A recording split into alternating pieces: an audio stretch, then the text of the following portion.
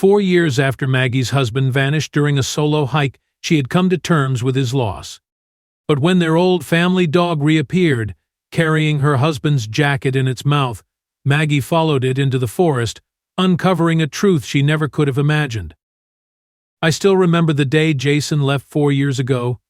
He had been depressed for a couple of months then, and it was the first time in a long while I'd seen him so excited, restless. He said he needed some time in nature, alone. "Just me and Scout," he said, scratching the dog's ears as our kids laughed. "Are you sure you don't want company?" I asked, holding our then-toddler son, Benny, while my 4-year-old Emily clung to my leg. Jason just smiled and shook his head. "Nah, I'll be back before you know it, promise." But he never came back. At first I thought he'd gotten lost, maybe hurt. The search teams kept trying to find him. Our friends, our neighbors, all showed up to help, calling his name, searching the mountains. It felt surreal, like a bad dream I couldn't wake up from.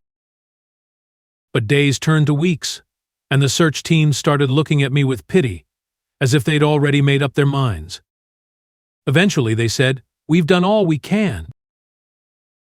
People started saying things like, "You're strong, Maggie, and you'll be okay." But every word felt hollow. Jason wasn't just missing, he was gone.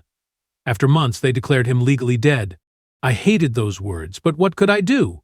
Life had to go on. Over the years, little things kept Jason alive in our home. His old hiking boots by the door, his coffee mug with a chip on the rim, the wool scarf he loved. The kids sometimes asked about him, and I would tell them stories, trying to keep his memory alive. Sometimes, late at night, when the house was silent, I let myself remember. I wondered if I could have done something different that day, maybe convinced him to stay. Then, one afternoon, everything changed. It was a quiet Saturday, sunny with a light breeze.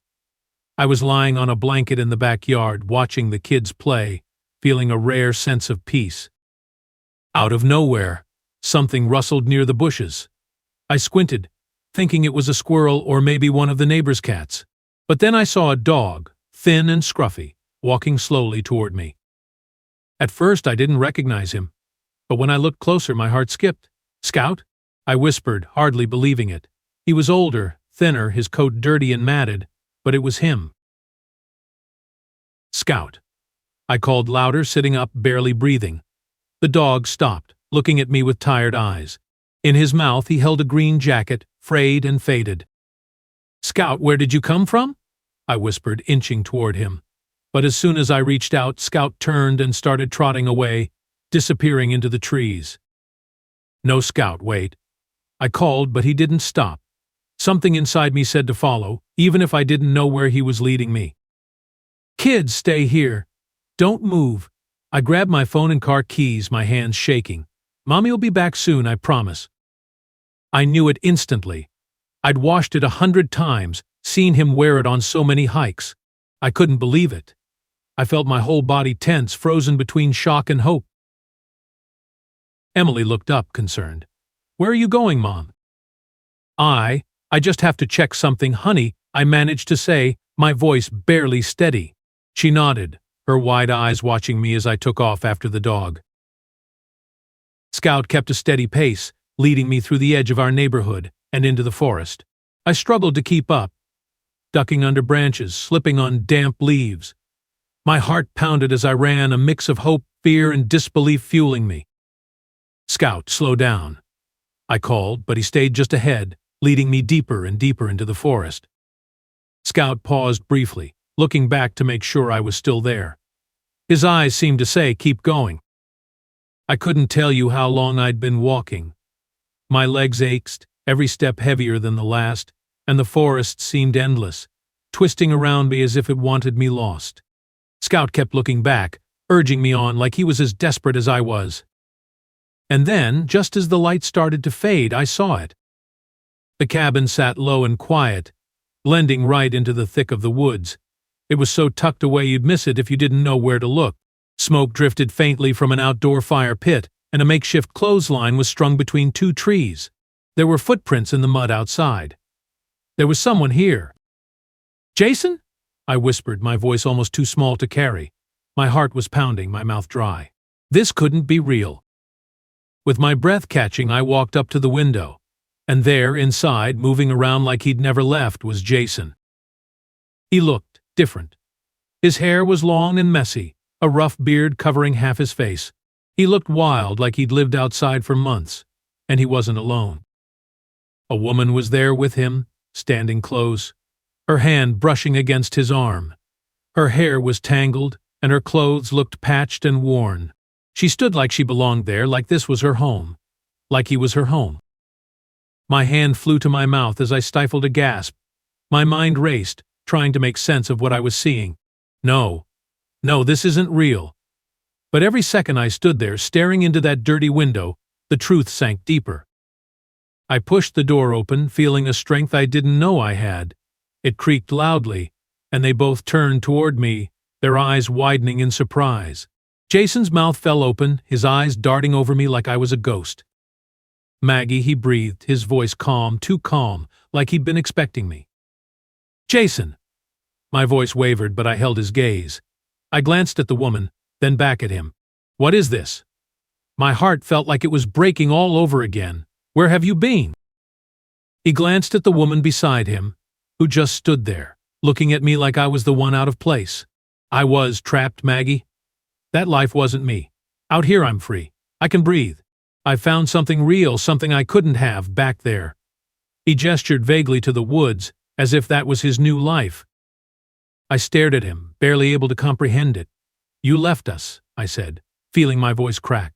You left your kids, Jason. They think you're dead. I thought you were dead. He looked down, rubbing the back of his neck. I know it's hard to hear. But I've become one with nature now. Sarah and I, we've built a life.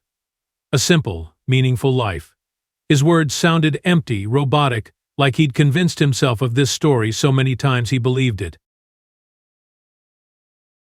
I took a step back, feeling the anger boil over. So that's it? You just walk away from everything? From your family? You didn't even try to let us know you were okay? He closed his eyes, sighing deeply, like I was the one causing him pain. Maggie, you wouldn't understand. That life felt like a prison. Now I'm living it to the fullest. A prison? I repeated, my voice barely above a whisper. Is that what we were to you? Maybe if you weren't so obsessed with your cursed technology, you could come worship nature like we did, Sarah hissed, looking at me like I was a lunatic. Jason opened his mouth to speak, but I raised my hand, cutting him off. I didn't want to hear it. He didn't want to listen to his empty excuses or hear how free he felt now. I wanted to scream, to cry, to tell him exactly how much he'd shattered our lives. But looking at his empty, detached expression, I knew it wouldn't matter. He'd made his choice long ago. Without another word, I turned and walked out of that cabin. I didn't look back. I didn't need to. The Jason I loved was gone. Maybe he'd been gone long before that day he disappeared, and I was just the last one to realize it. The walk back felt longer, heavier. Every step was one more reminder that I was leaving a piece of my life behind, a piece I'd never get back. I barely noticed the trees, the growing shadows, the ache in my legs. My mind was numb, my heart hollow. Back home, I wasted no time. I walked straight into a lawyer's office the next morning, barely able to say the words, but knowing I had to. I want a divorce, I said, my voice stronger than I felt. And I want support. If he has any assets, my kids deserve them. The lawyer nodded, looking at me with sympathy. We'll make sure you and your children are taken care of, Maggie and Cora. As I left, a strange calm washed over me. I'd spent years waiting, grieving, and wondering if Jason would come back. But I finally understood that he wasn't coming back, and even if he did, he wasn't the man I'd once loved. Now it was my turn to choose. I needed to make a life for my children rooted in love, stability, and honesty.